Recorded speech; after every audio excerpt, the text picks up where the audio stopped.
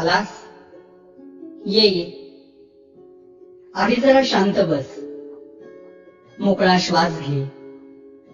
आल्या आल्या केळी आणि मोदकांची लाच देऊन तुझ्या मागण्यांचं ओझं माझ्या पुढे टाकू नकोस. किंवा खरं तर यावर्षी काही मागूच नकोस. मागच्या वर्षीच्या तुझ्या मागण्यांचं काय झालं हे देखील विचारू नकोस.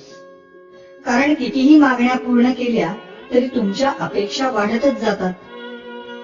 आता यापेक्षा मोठं पोट नाही झेपायचं मला. त्यापेक्षा असं कर, यावर्षी माझ्याच काही मागण्या पूर्ण कर. बघ जमतंय का?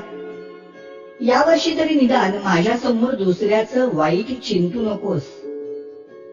उगीच माझ्या नावाखाली खोटी वर्गणी उचलू नकोस.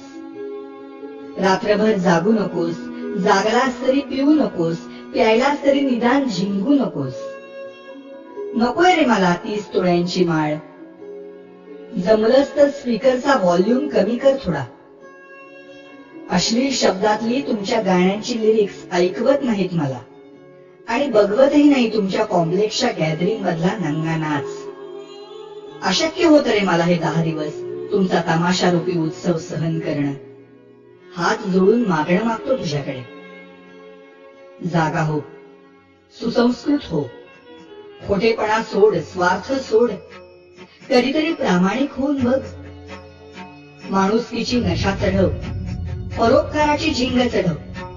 100% मेहनत कर. स्वतःला ईश्वरी अंश मानणाऱ्या लोकांपासून सावध राहा. त्यांच्या आधाराने जगण्याचा प्रयत्न करून स्वतःतला आत्मविश्वास हरवून बसण्यापेक्षा तुझ्यातलं देवत्व मनापासून जग. दहशतीने जग जिंकण्यापेक्षा प्रेमाने मन जिंक. श्रीमंतांचे जोडे पुसण्यापेक्षा गरिबांचे पाय धु.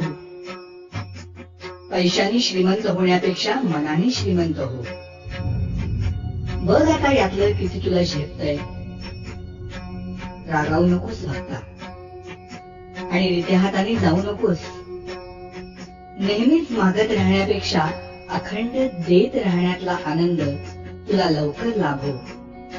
हाच माझा आशीर्वाद. भेटूच पुन्हा.